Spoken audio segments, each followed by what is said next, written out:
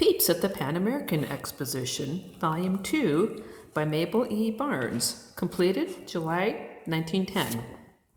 Eighth visit, Friday, July 19th, 1901. From Machinery Hall, I walked across to the Graphic Arts Gallery. This occupies a building which is one of the group of 3 beautiful structures at the western end of the esplanade, balancing the 3 government buildings on the eastern end. The gallery is west of the Temple of Music, south of Machinery Hall, and is connected to the northwestern end of the Horticulture Building by a conservatory in which are blossoming hothouse plants. Lying between the Machinery Hall and the Temple of Music and Graphic Arts Gallery is the Court of Lilies, which opens on the south into the West Esplanade Court. The Court of Lilies takes its name from the beautiful lily ponds which it contains, and it is further adorned with sculptured groups of children. Connecting Machinery Hall with the Temple of Music on one side of the Court of Lilies, and with the Graphic Arts Gallery on the other side, are 2 beautiful colonnades containing growing tropical plants and some fine sculpture, notably the Pilgrim Father and the Apollo Belvedere.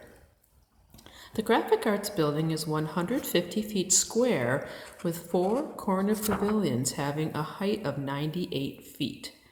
The exterior is richly ornamented in harmony with the others of the group. Entrances are provided on the 4 sides through loggias of arches, which are reproductions of the Villa Madonna at Rome, one of the most graceful productions of the Italian Renaissance.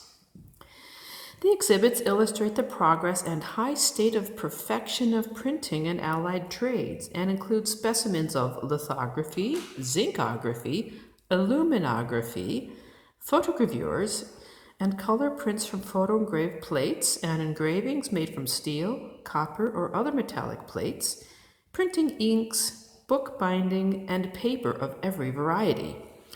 Among the firms having fine exhibits are the Century Company, McClure, Frank Leslie Company, D. Appleton and Company, showing original drawings for David Harum, the Courier Company, and J. N. Matthews Company of Buffalo, showing illustrations and posters, Funk and Wagnalls, showing the original sketches for Tarry Thou Till I Come, S. C. Toof of Memphis, Tennessee, exhibiting art bindings, W. O. Locke, showing dog pictures, the American 3-Color Company, which did the lithography for the Bender Merrill readers, the L. L. Brown Paper Company, the U.S. Lithographing Company, displaying fine theater posters, the United States Playing Card Company, the W. M. Mann Company, exhibiting the largest blank book in the world, a book which weighs 306 pounds,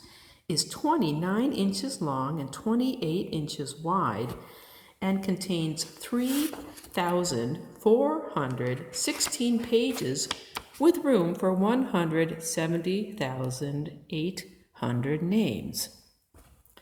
The Perry and Cosmos companies each have good exhibits of their pictures.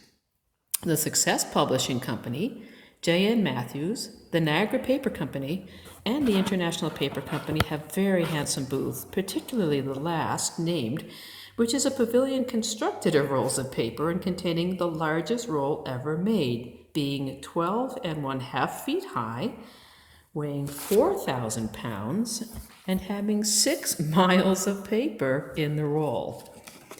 In the building also is an exhibit of the Guiding Star Publishing House demonstrating a new theory of the shape of the Earth called the Khorassan Integral Cosmogony. After completing my tour of the Graphic Arts, I walked through part of the Horticulture Building on my way to the Midway, where I explored Baker and Lowney buildings. Then I called on Esau, the missing link. This was a chimpanzee who wore the clothes of a man, who ate, smoked, and acted like a fine gentleman, and who wrote on a typewriter and played on a piano. He certainly displayed an extraordinary amount of intelligence, training, or instinct, call it what you will. Later on, I viewed the Chinese dwarf and the Cardiff giant. The latter is a huge piece of Iowa gypsum corroded with Chicago acid, which somewhat resembles a gigantic prehistoric petrified man. The giant was buried on the farm of David Hannum in New York State and later dug up and exhibited as a real man. 3 men, including David Hannum, to whom fame has recently come as the original of David Harum, reaped a small fortune from exhibiting their so-called discovery through the country. Then the fraud was exposed, and the giant was laid away in a barn in Connecticut, and there it has stayed until it was resuscitated and brought to Buffalo. It was interesting to see what had puzzled even wise heads when it was first brought to the notice of the public. At 6:30 p.m., I left the exposition to return home.